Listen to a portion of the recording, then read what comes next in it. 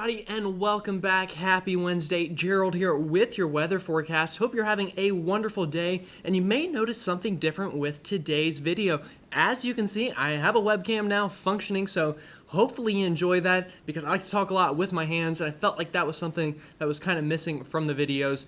If you know me at all, you know I'm always using my hands when I talk. So, we're going to dive into today's video. We have a lot to discuss. We're going to wrap up this current storm system that is working its way through. We're going to talk about those last impacts that are left with it. And then after that, we're going to talk about another storm system likely to impact the middle of next week with frigid Arctic air behind that. And I think that air even makes its way into the East Coast eventually. So we're going to talk about that, looking at potentially another winter storm with that Arctic air. And I'm going to time that out for you and tell you who and all has that chance of winter weather.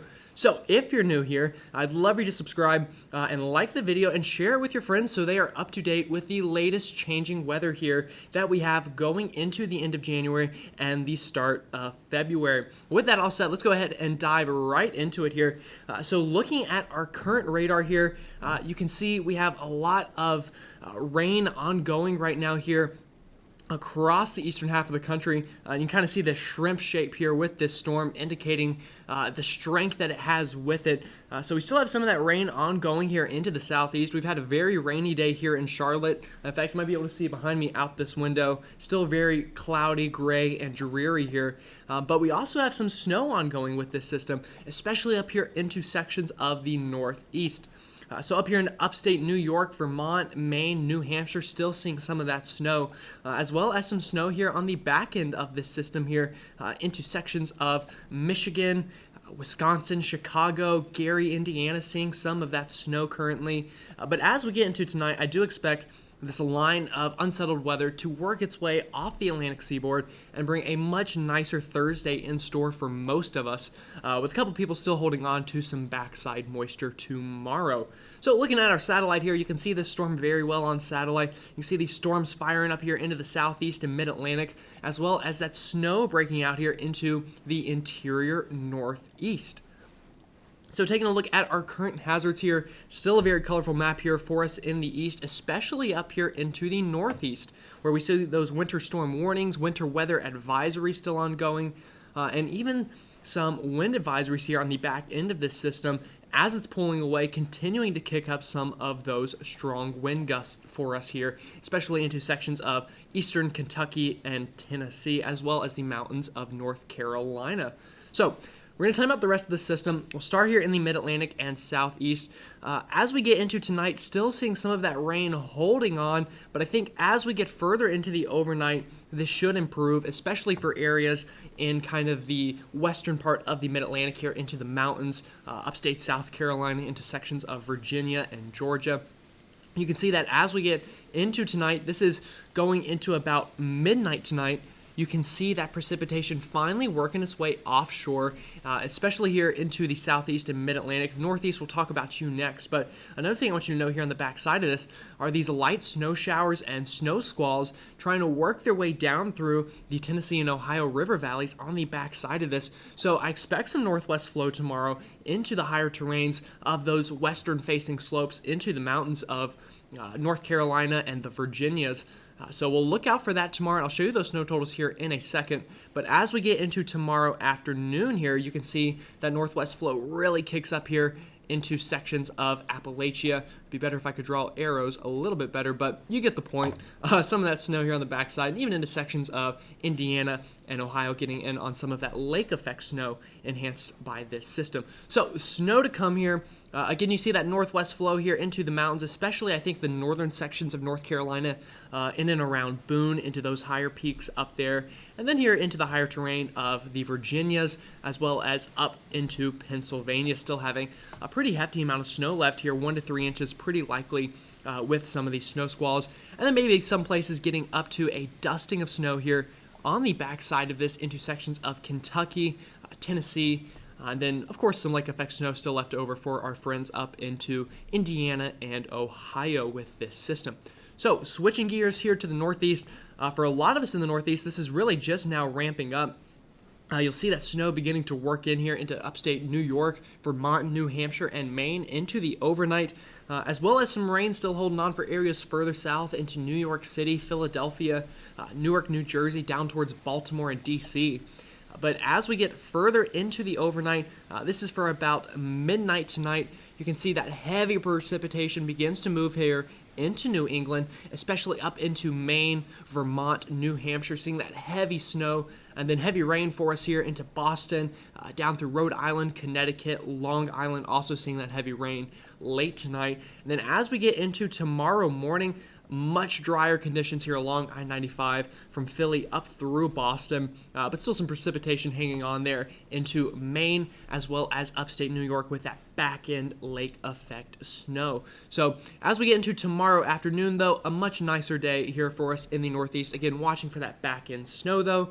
Looking at those totals to come here for us, still a good hefty amount of snow left into the higher terrains of Vermont, New Hampshire, and up here into Maine. Places of Maine likely getting over a foot with this storm. But again, find where you live here on this map. You can see how much snow left to come. And then, of course, that backside moisture still coming in tomorrow into the Buffalo area. All right, moving into our temperatures tonight, did want to discuss this. This cold front will be finally working its way through by the time we get into tonight, so temperatures should begin to drop. Again, you can kind of just find where you live here on this map and find your low temperature for tonight. Okay, looking at tomorrow's high temperature, much more seasonable day that this cold front is going to bring tomorrow. Much more January-like temperatures going into tomorrow afternoon. So again, find where you live, you can get those temperatures. Going into Friday, a lot of the same, maybe a tad bit cooler Friday compared to Thursday for much of us across the east. But that will set the stage for another system to move in later this weekend. So we'll take a look at that. One thing I did want to point out real quick here is it does look like we get a bit of a clipper system going into Friday night and Saturday, but I think this will be very limited in terms of precipitation, and most of that precipitation should be quarantined really to extreme northern sections of the Northeast. We'll time this out for you, though. This is going into Friday night. You can see that kind of working its way here through parts of Canada and just bringing enough precipitation here to scrape parts of the Northeast, but not a very high impact event. And I don't expect very many impacts with that. But what I do expect a lot of impacts with is this system going into next week. But before we get to that, we do have another kind of minor system working its way here through the east, going later into this weekend.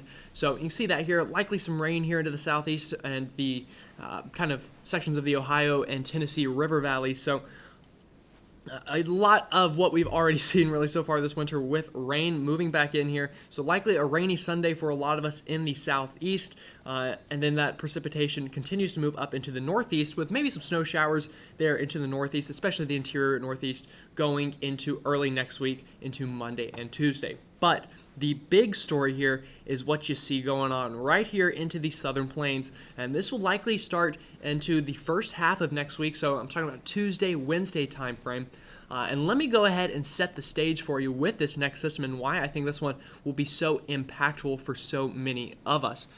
So let's go ahead and start by looking at temperatures. Obviously, we know we need those cold temperatures to bring some of that wintry precipitation, and I think we get exactly that to start out next week. I want you to watch this shot of cold air coming down into the lower 48 from Canada, starting towards the end of this week and into early next week. You see the super frigid Canadian Arctic air working its way in, and what that's going to do at the start of next week is set up this boundary, or this kind of battleground zone, if you will, between the super cold Canadian temperatures and this warm southeastern ridge pumping in that warmer air into sections of the east and south. So what that is going to do is allow us to get a storm to form between those two regions. So you see right here, this is where I'm expecting some kind of low pressure to form, much like we just dealt with a couple days ago, and take a very similar pathway up through the Ohio River Valley. But what we have this time is even colder air to work with. So the system that we worked with over the past 48 hours had very marginally cold air, as we like to say, or temperatures just cold enough for snow. Don't think we'll have that problem at all with this system. You see this very strong high pressure here indicating that cold Canadian air. And then as we work into the middle part of next week, you can see all of these low pressure symbols popping up here indicating we'll get a storm track here through much of the same areas that just dealt with it. So what would that mean in terms of actual weather? So timing this out here with our latest GFS model, you can see as we start to get into next Tuesday, this region of precipitation begins to build in here into the southern plains. And watch what happens with that. You see kind of one round here with snow and maybe even some ice on the northern side of that, where it can interact with that cold Canadian high pressure. And then another round potentially after that, potentially more significant with this second round.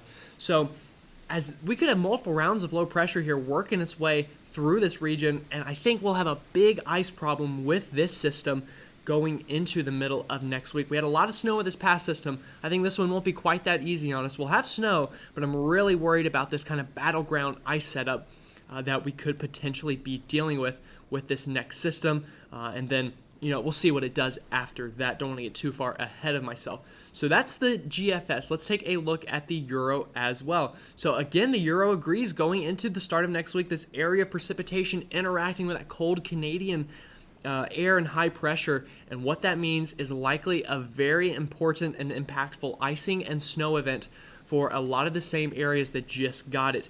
So if we move this ahead here on the Euro, you can see we kind of get two distinct rounds of this through a lot of the same areas. So moving this ahead into the middle of next week, this is for Tuesday afternoon, and then going into next Wednesday, you see we get this impactful system, and then we'll have a lot of question marks after that to see if we can get more low pressure to develop on the southern side of this. So to give you kind of an analog, this reminds me a lot of February 2021. I don't want you to imagine the same kind of impacts in terms of how bad those impacts were, but it's a very similar setup where we get this boundary of very cold Canadian air fighting the southeast ridge, and wherever those two meet are likely going to have a couple rounds of these storms moving through, followed by brutally cold Arctic air. And that's what I'm going to show you here. So you can see we get this boundary to set up into the beginning and middle of next week, and then watch what happens as we get into the middle of next week. That cold air tries to beat down that southeast ridge, and then as we get into later next week, that cold polar air makes its way here into the eastern half of the United States. So that's something we're going to watch out for. Climate Prediction Center here on the 6 to 10 day time period, shows that boundary setting up right up in here into sections of the southern plains up through the northeast. And again, where that boundary sets up is where we're going to have these storms track through, with snow on the cold side and maybe even severe weather on the warm side of them. So much like what we just dealt with. So you see those cold temperatures?